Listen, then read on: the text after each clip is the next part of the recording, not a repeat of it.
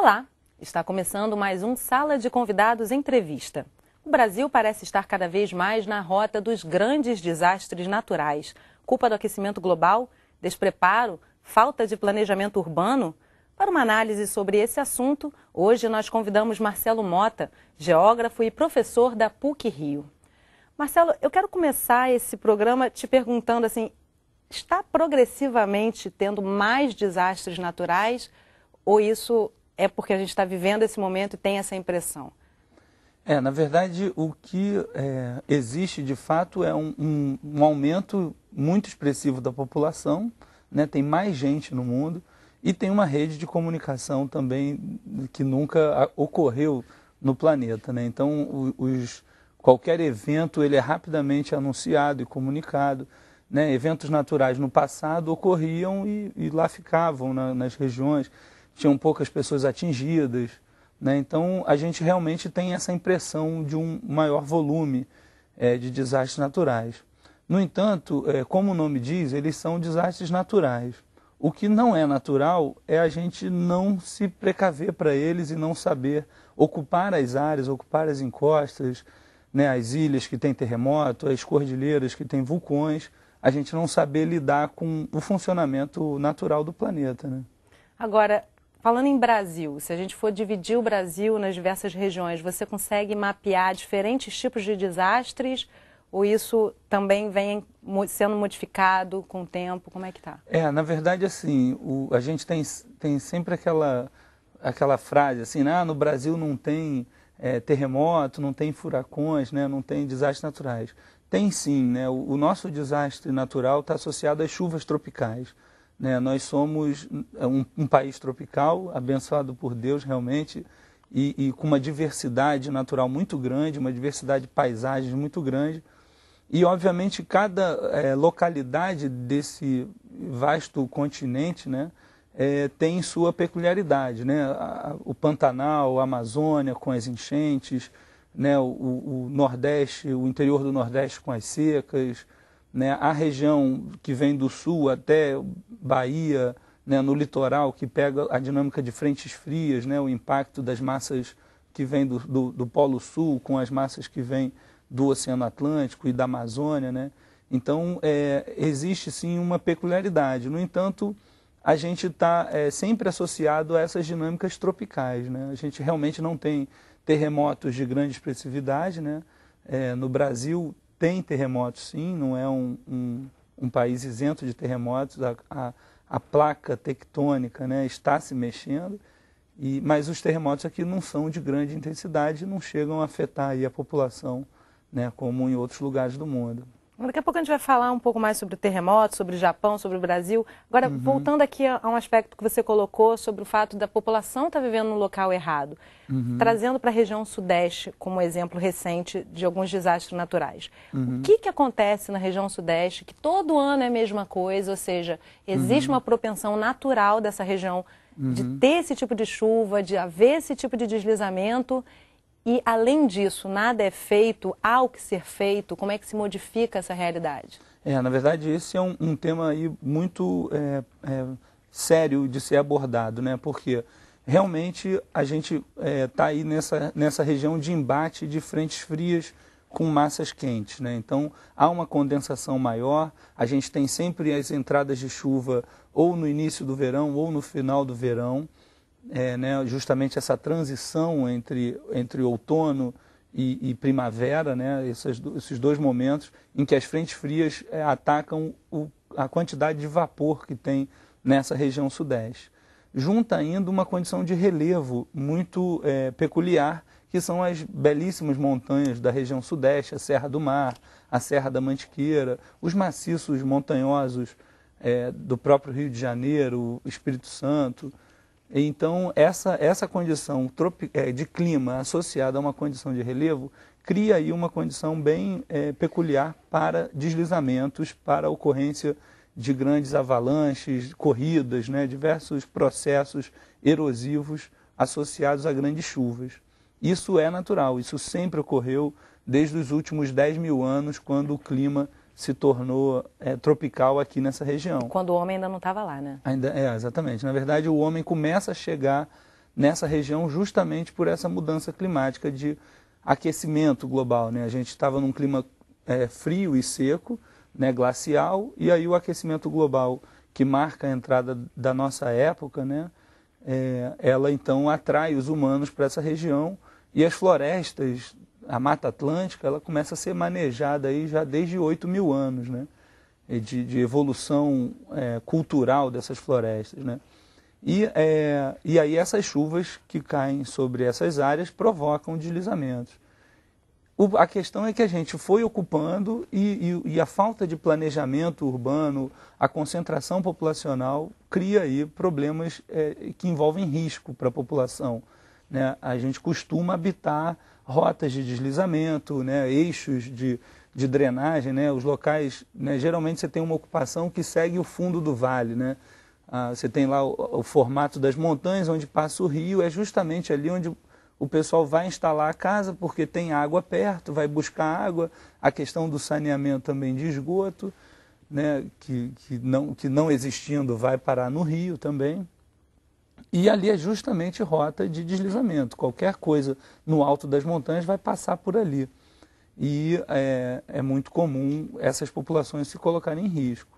Aí justamente entra a questão do planejamento, o papel do Estado, a política de habitação, né, todo o mapeamento de risco, todo o trabalho que as universidades podem fazer, que os órgãos públicos fazem, né, contribuindo para evitar a população se manter em risco. Você, inclusive, participou de alguns grupos de trabalho, entre eles ali no Morro do Bumba, quando aconteceu a tragédia ali no Morro do Bumba, e agora na região serrana. Uhum. O que você viu nessas duas áreas e você acredita que ano que vem vai ser diferente? Ou a gente tem alguma coisa sendo construída para modificar essa possibilidade para o próximo ano?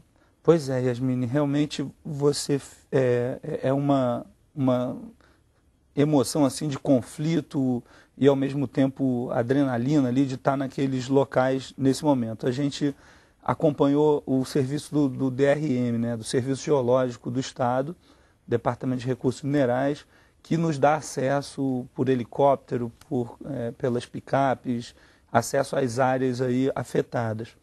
E a gente foi a Santa Catarina, Angra dos Reis, Morro do Bumba e agora Friburgo. E o quadro é sempre muito parecido com essa coisa da ocupação irregular, determinadas casas que estão em locais de risco, e a falta de planejamento disso, a falta de entendimento do espaço, né, que você vive, de como ele funciona, de como é que a natureza funciona naquele local. E aí a gente sempre cai naquela coisa, não, a natureza está se vingando, ou a gente culpa, né, alguma entidade superior, né, o São Pedro mandou a chuva. Né, nunca é responsabilidade do homem, né? Nunca é responsabilidade dos planejadores, né, dos gestores públicos, né, prefeituras e governo do Estado, o próprio Ministério. Toda essa política ela é necessária e ela tem que ser efetivada. Mas, desculpa te interromper, mas isso não fica muito em cima da questão de ser dos governantes que passaram, ou seja, o que chegou agora não tem como se responsabilizar por 10 anos de... Como é que fica isso? De quem é de fato essa responsabilidade, né? Porque não é de uma hora para outra que você vai reconstruir isso. Ao mesmo tempo, a gente precisa ver alguma coisa sendo modificada de um verão para o outro. É uma questão urgente. Exatamente. Como é que se trabalha isso? E é uma questão que não pode parar no inverno, né?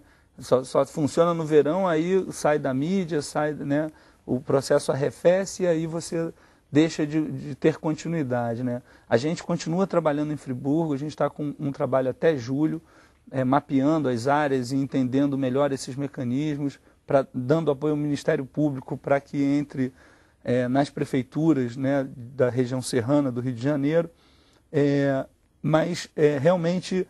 O processo histórico é culpado. Realmente a gente fala, não, é o prefeito atual, é o prefeito tal. É complicado realmente culpabilizar o prefeito. Obviamente que tem problemas como o Morro do Bumba, que foi um loteamento em cima de um lixão. Aquilo ali é realmente doloso, né? Não é em sã consciência você não faz aquilo, né? Então realmente tem umas coisas esdrúxulas assim na política brasileira. Mas realmente a gente ocupa equivocadamente essa região tropical com deslizamentos desde da colônia, desde que a gente começou realmente Por exemplo, no Rio de Janeiro, que as enchentes são clássicas aqui, né? A gente está acostumado, já naturalizou o processo de enchente na cidade, né? A gente está falando aí de um processo de urbanização de lagoas. A gente aterrou diversas lagoas. Isso não é só população pobre, né? Não, você vê isso também é classe normal. média alta, às vezes residindo em locais que não deveria haver nada, né? Sim, exatamente. O desastre natural é democrático nesse sentido, né? A gente tem tanto o problema de população pobre porque é a menos beneficiada em termos de política de habitação, né? O que resolveria favelas e processos irregulares de ocupação das encostas seria uma política de habitação decente. Esse é eu acho assim, o terceiro elemento do processo de se evitar desastres naturais, né? A gente fala do mapa de risco, das obras de contenção e necessariamente da política de habitação e do planejamento urbano. Esses são os 4 pontos aí. Pilares aí para poder alterar essa situação. Eu brinco que são os 4 cavaleiros do não apocalipse, né? Se a gente conseguir aí efetivar isso, dar continuidade à política pública, ela realmente pode evitar mortes e pode manter a população em locais seguros, né? Realmente a gente consegue mapear áreas onde se pode ocupar e onde não se pode ocupar. No entanto, como você já lida, né, com o processo histórico, com áreas urbanizadas e já consolidadas, né? Você tem uma intervenção aí bem cirúrgica, né, de conseguir criar contenção em todas as encostas, barrar a grande quantidade de água. Dá para fazer isso com as pessoas morando lá ou tem que sair de lá? Em alguns locais a remoção é necessária, né? No caso a gente passa a trabalhar com realocação, né? Porque o trauma da população brasileira em função da falta de política de habitação é a remoção, levar o cara lá para longe do núcleo urbano em que ele trabalha, em que ele convive, em que ele tem suas relações territoriais, e aí ele é deslocado para um local distante, sem transporte. Vai além da questão de retirar uma família dali, né? Tem toda uma questão sociocultural também envolvida que precisa ser respeitada, né? Perfeito, e você precisa de um assistente social, de um psicólogo, de um antropólogo, para poder ter uma leitura, perfeita dessa situação. Esses 3 profissionais aí que eu listei, né? Marcelo, a gente vai continuar falando sobre isso, sobre mapeamento, áreas de risco no próximo bloco. A gente faz um rápido intervalo, mas volta já. Não saia daí.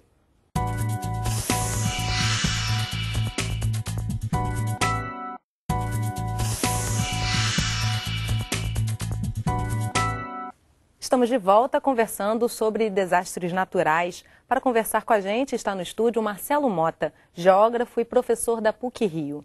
Marcelo, continuando aqui o que a gente estava falando no bloco anterior, eu queria que você me explicasse, para uma leiga, para o público leigo, como é que se faz um mapeamento de uma área de risco?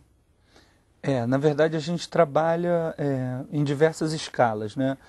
Mas o mapeamento de risco, ele puxa para uma escala, né? A escala é o quanto de detalhe tem esse mapa, né? Então a gente tem que ir para o campo, né? A escala 1 para 1, a gente está ali na escala real, podendo enxergar o processo, vendo se a encosta tem declividade, né? Se ela está muito íngreme ou menos íngreme, se ela concentra fluxo, né? Então a geometria dessa encosta também é importante, né? A forma dela e o material que está ali. Se é um material de solo inconsolidado, se são depósitos de blocos, a gente analisa também esse material. Então, são diversos profissionais envolvidos aí, né? A gente trabalha mais com a parte de forma das encostas, outros profissionais trabalham com mecânica dos solos, né?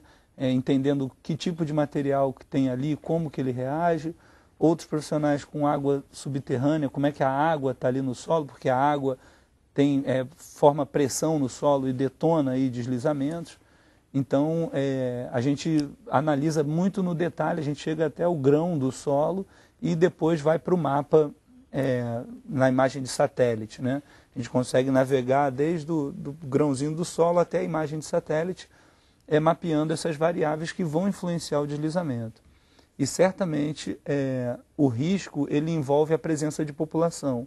Né? Uma coisa é a suscetibilidade a deslizamentos, né? Ou seja, uma encosta que pode deslizar. Mas se não tem ninguém morando, se ela está dentro de um parque nacional, né? Lá no Parque da Serra dos Órgãos, lá numa reserva biológica, onde não vai afetar ninguém, ela não envolve risco, né? Então o risco está associado à presença humana ali. Então, população tal está em risco, essa casa está em risco, e a gente pode aí, como eu disse, numa intervenção cirúrgica, né, conseguir realocar determinado morador, tirar ele da área de risco. E isso efetivamente é vontade política, né? Agora, existe uma defasagem desse mapeamento? O Brasil, Rio de Janeiro, Sudeste, qualquer região do país, tem acesso a esse conhecimento, ou você acha que ainda se está faltando uma objetividade até na utilização desse mapeamento? Já existe? Enfim, existe ou não existe esse mapeamento dentro do que se precisa? Bom, na verdade, conhecimento existe, né? Tem muita coisa na universidade, tem muita coisa no poder público, e existem sim vários grupos capazes de fazer mapeamentos de risco. Como eu disse, a metodologia desses mapeamentos recai sobre trabalho de campo e detalhamento dos mapas, né? E a gente tem aí o avanço do Serviço Geológico do Estado aqui no Rio de Janeiro, da própria GeoRio, que é uma referência no município do Rio de Janeiro, né, que é uma referência aí para o Brasil. Na Bahia também tem bons grupos, São Paulo. No entanto, o mapeamento de risco ele é só o primeiro passo. Ele é a radiografia do sistema, né?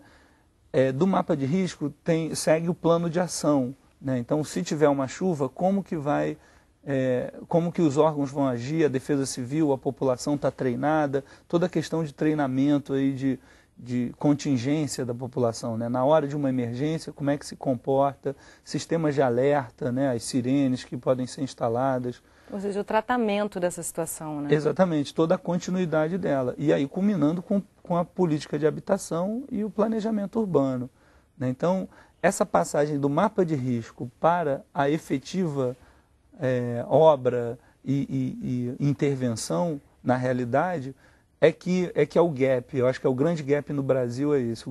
A grande lacuna é justamente essa passagem, onde você tem o mapa, mas e aí? Daí para frente, né? A prefeitura, aí isso está no nível da municipalidade. Então as prefeituras é que têm que dar continuidade a esses planos de ação. Citando o Morro do Bumba, que agora completou um ano recentemente, né? Já serve de exemplo para alguma modificação? Você acha que eles conseguiram ali aplicar alguma mudança que possa servir de exemplo para outros locais no Brasil? Pois é, o Morro do Bumba é bem interessante, porque ele já começa pelo erro de se urbanizar um lixão, né? Ali você já tem uma bomba relógio montada esperando uma chuva dessas para poder explodir.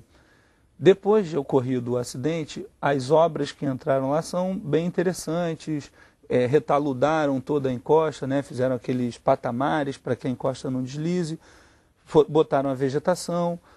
Obviamente que pode se devolver à população ali um parque, né? Criar ali uma área de reflorestamento, um parque com visitação. Está bem interessante a obra. No entanto, o que não é exemplar é que nos maciços de Niterói e São Gonçalo existem várias outras condições de risco. E esse avanço no mapeamento e na intervenção em outras áreas, além do Morro do Bumba, é que não tá acompanhando, né? Não está tendo ritmo.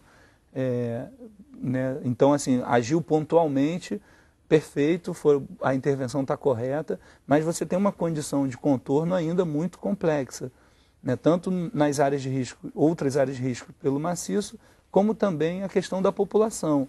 Tem gente ainda nos abrigos, tem gente que está retornando para casa em áreas muito próximas ao Morro do Bumba, casas interditadas, que não deram seguimento à interdição, e aí não definiram para o morador se ele volta, se vai derrubar a casa, se ele vai ser alocado em outro lugar.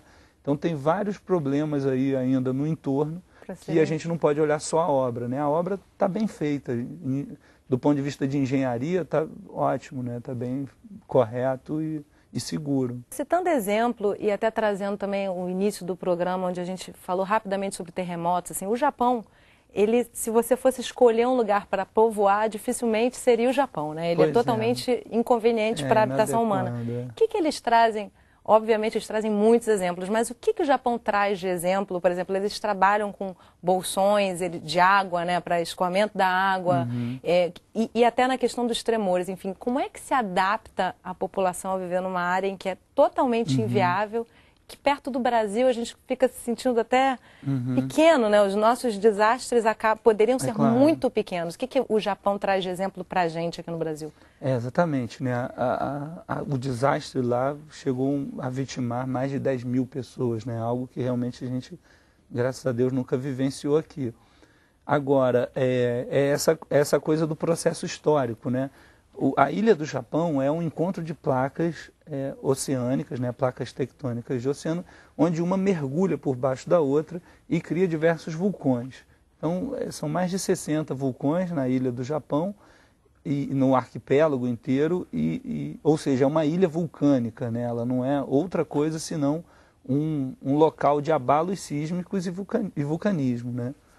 No entanto, o processo histórico do Japão levou ao crescimento de uma cidade feito Tóquio, que na região metropolitana soma 30 milhões de pessoas ali, e um desenvolvimento incrível, uma necessidade de energia também incrível, que direcionou para a energia nuclear. Então você tem várias usinas nucleares numa ilha vulcânica, né?